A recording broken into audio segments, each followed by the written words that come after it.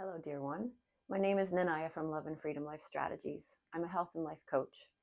Today we are on step 4 of our 4-step system for asking for what you want. How to ask for what you want and get it. Today we're talking about if at first you don't succeed. How do we nurture resilience within ourselves? I don't know what the exact percentage is, but a large percentage of life does not work out exactly the way we expect it to or want it to.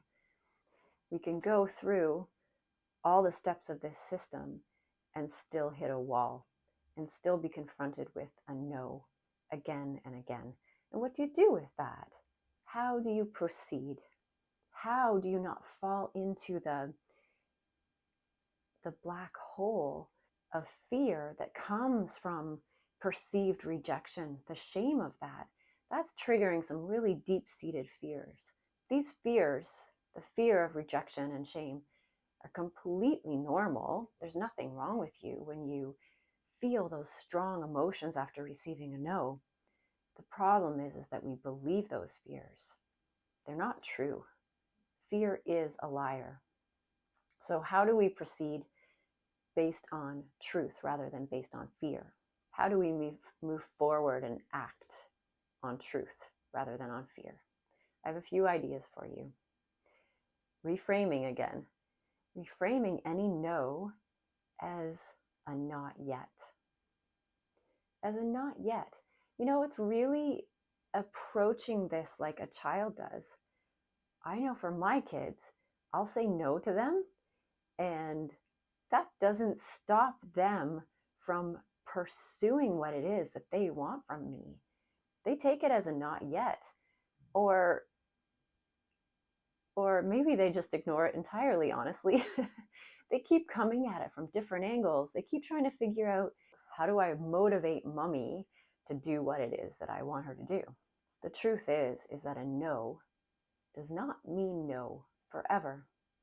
It means right now. Reframe it as a not yet.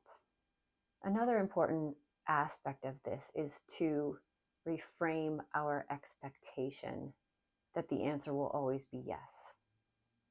It's not true that the answer will always be yes. So if that's what our expectation is, it's going to be dashed. So change that expectation. Sometimes the answer will be no. We reframe it, not yet. Another helpful idea is to review the essence of what you want. We can't always know the form of how we'll receive what it is that we want or need in our lives. But if we are really clear on what the essence is, then we might be able to receive it in a different package than what we had expected. Don't get stuck in the exact expectation of how exactly you wanted something to be. And finally, if you feel like you have tried everything and you keep banging against a wall, ask. Reach out and ask the great creator, the provider. Ask, what should I do? Ask for what you want. Release attachment of this thing and then wait and watch. Watch for signs. Watch for how you are going to be provided for. And again, this is a fantastic exercise to do in the context of journaling. To write down your request, to release the expectation of it, and then to be watching, to be observing in the context of journaling. There's a man named Jia Jiang.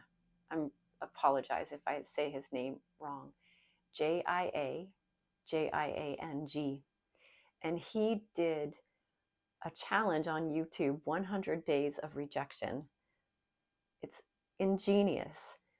He was experiencing so much paralysis from the fear of rejection, from the fear of being shamed by receiving a no, that he decided, you know what, I'm going to tackle this head on. For 100 days, I am going to film myself asking somebody a question that I know the answer will be no to. So kind of like doing exposure therapy on yourself. And what he discovered in this journey was wonderful and hilarious and heartening. And it certainly helped him get over his fear of rejection. So if you just want a lighthearted journey, go and look that up on YouTube. But also, if this is a real struggle for you, if this is a stronghold in your life, this fear of asking because you might get a no, it might be an idea to try this type of exposure therapy. It would certainly shift what's happening inside of you. Thank you so much for being with me today. If you've come this far on this 4-step journey, hats off to you. You can pat yourself on the back. Good job. Thank you for sticking it out. And if you would leave me a comment about how this has impacted you, what your journey has been like, I would be thrilled to hear. Let's continue to practice together. Peace to you.